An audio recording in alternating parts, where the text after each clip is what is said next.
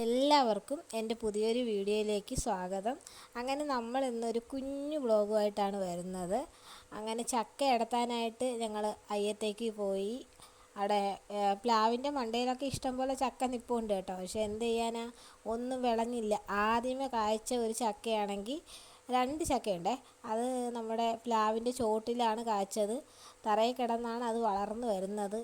കുറച്ച് നാൾ മുമ്പേ നമ്മൾ വന്ന് നോക്കിയപ്പോഴത്തേക്ക് ചക്ക ഒന്നും വിളഞ്ഞില്ലായിരുന്നു. അങ്ങനെ ഇന്നും ഒരു മഴയുണ്ടായിരുന്നു കേട്ടോ. അപ്പോൾ വിചാരിച്ച് ചക്കയിൽ മൊത്തം വെള്ളം കയറി കാണുമോ എന്നൊക്കെ പേടിച്ചിട്ടാണ് വന്നത്. അങ്ങനെ നോക്കി, കരിയിലേക്ക് എടുത്തിട്ട് നോക്കി. ഭാഗ്യത്തിന് വേറൊരു കുഴപ്പമില്ലായിരുന്നു. എന്നാലും ഈ മഴയൊക്കെ പെയ്തോണ്ടേ തറയിലിങ്ങനെ കിടന്ന് വളർന്നുകൊണ്ട് എന്തോ ഒരു വെള്ള കണക്ക് എന്തോ വന്നായിരുന്നു രണ്ടിലും. അങ്ങനെ വിചാരിച്ച് പന്നലായെന്ന്.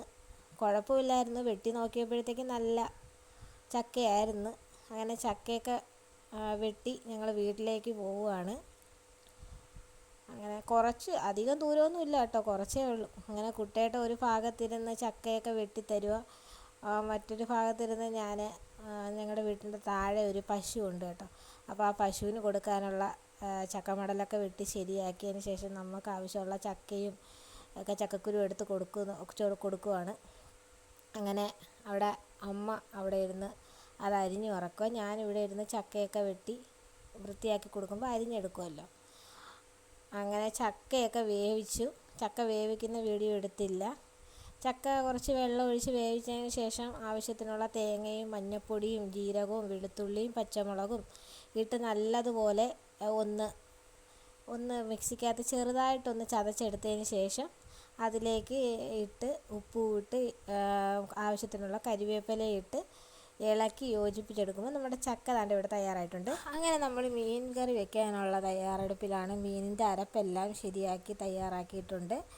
മീനിന് വേണ്ട മുളക് പൊടി, മല്ലിപ്പൊടി, മഞ്ഞൾപ്പൊടി, ഉലുവാപ്പൊടി എല്ലാം ഇട്ട് കൊടുത്തതിന് ശേഷം പുളിവെള്ളവും ഒഴിച്ച് നമ്മുടെ ചട്ടിയിൽ ഒഴിച്ചതിന് ശേഷം അപ്പോൾ നമ്മുടെ മീൻ ചാറെല്ലാം തിളച്ച് വന്നിട്ടുണ്ട്. അതൊന്ന് ഇളക്കി കൊടുക്കുകയാണിപ്പോൾ. അതിന് ശേഷം നമ്മുടെ മീനിൻ്റെ കഷ്ണങ്ങളെല്ലാം നമ്മൾ നേരത്തെ തന്നെ കഴുകി വെച്ചിട്ടുണ്ടെന്ന് പറഞ്ഞല്ലോ, അതൊന്ന് ഇട്ട് കൊടുക്കാം.